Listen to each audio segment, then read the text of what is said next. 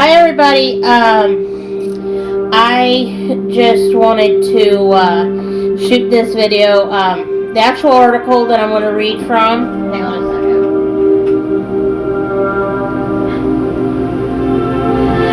second. The actual article that I'm going to read from is actually dated 2 Saturdays ago, and I'm just now getting around to doing a video about it. I mentioned it in some previous videos, but I just want to talk about it now because I was trying to think up some stuff to say.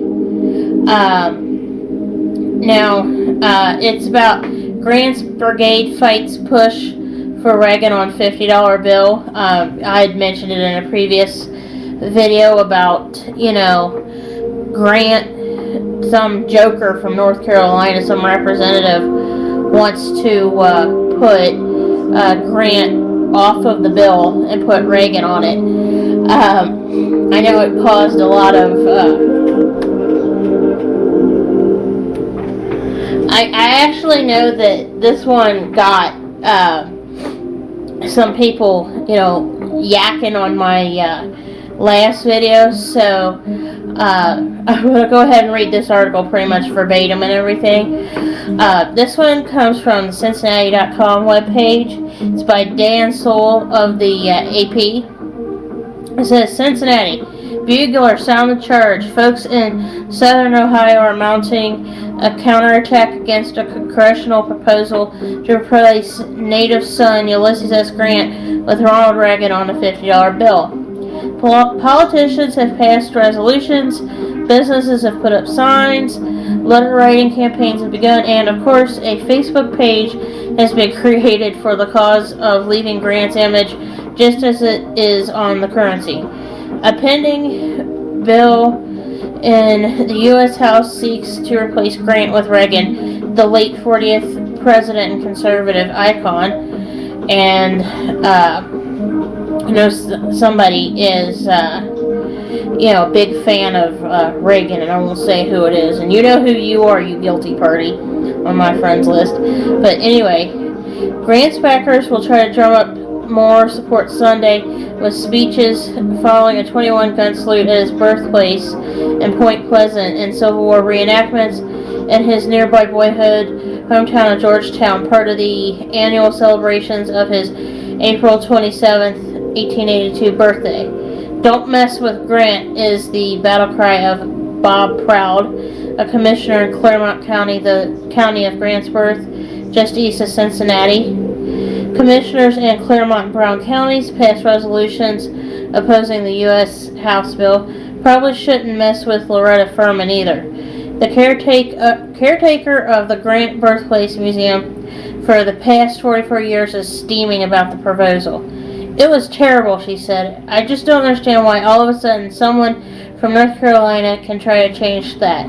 Why in the world aren't they just leaving it as it is? Furman is referring to Representative Patrick McHenry, Republican, North Carolina, who in March introduced the bill to put Reagan on the 50.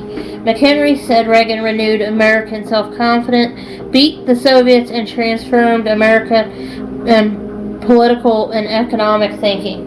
Every generation needs its own heroes, McHenry said. McHenry has 17 co-sponsors for the bill, which will have to go through committees. Its backers' goal is to have it passed in time for the 100th anniversary of Reagan's birth next February 6th. McHenry, who faces a May 4 primary, wasn't available this week to discuss the Ohio reaction. His Washington staff said most opposition they have heard about comes from the liberals who don't like Reagan's policies, and McHenry's office pointed out that Grant was a Republican too, and it said that it's a nonpartisan issue.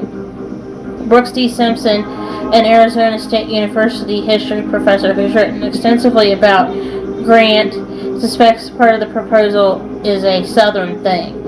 Grant has been an anathema to some in the South. As a general, he was dubbed the Butcher, and won ugly with sieges, property destruction, and staggeringly high casualties on both sides in many of his battles. As president, he forcefully suppressed Reconstruction, and his presidency was also marred by corruption. There has been a recent revival in interest in a re-evaluation of Grant as president, said Simpson. He said some historians now put criticisms of Grant in a broader context. Other administrations of the era were dogged by corruption. As a general, Grant succeeded where others failed in preserving the Union, and as president he championed civil rights. Sean Winlitz, a Princeton University history professor who wrote a book on the Reagan era, wrote in a recent New York Times op-ed piece that while Reagan deserves posterity's honor, taking Grant off the bill would dishonor the nation's bedrock principles of union, freedom, and equality, and damage its historical identity. Historians also say Grant, a two-term president, was highly popular in his day, and the National Park Service says that as late as the 1920s, Grant's tomb outdrew all other national monuments in New York City. Many in Grant's home area don't like pitting him against Reagan. It's a conservative region with plenty of love for Reagan, too. Bruce Platt, spokesman for Representative Gene Schmidt, a Republican who represents Grant's home counties, says she is a huge admirer of Reagan, but has told McHenry she won't support his bill. Reagan was a fine president, said Stan Purdy, a Georgetown lawyer and president since 1996 of the U.S. Grant Homestead Association. But Grant was put there on the $50 bill to recognize his position in the history of our country and his role as president in the winning general of the Civil War. I'm sure there's in some other way that President Reagan can be honored.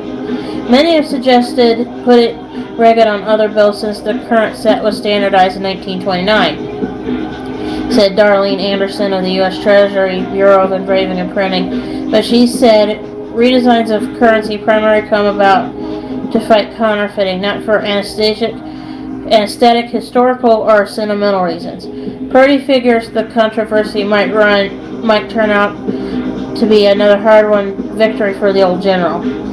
It stirred a lot of interest, Purdy said. Really, it's been a good opportunity to talk a lot about the positive things about Grant. Well, my opinion is, I just, like I said before, I'm not a big fan of Reagan, because I remember Reagan from when I was a kid, and I remember what my parents said about Reagan, and they weren't nice, And the only positive thing, as I mentioned in the other video about Reagan that I can remember, is I remember being 4 years old and watching him get inaugurated and thinking he was good looking. That was about the only thing I can remember about him positive that I ever thought about him. But I would prefer Grant to remain on the $50 bill. And as I mentioned to Mad Bad Voodoo, there's a particular guy in my family tree that, well, of course this guy is obviously quite deceased, but was alive during Grant's day, and the family member was thick as thieves way back before, the war between the states with Abraham Lincoln, and it was a very famous Kentucky boy. In fact, he has a small state park here in Kentucky for him. I won't say who it is, just because as soon as I say his name, the crap will hit the fan. Okay, but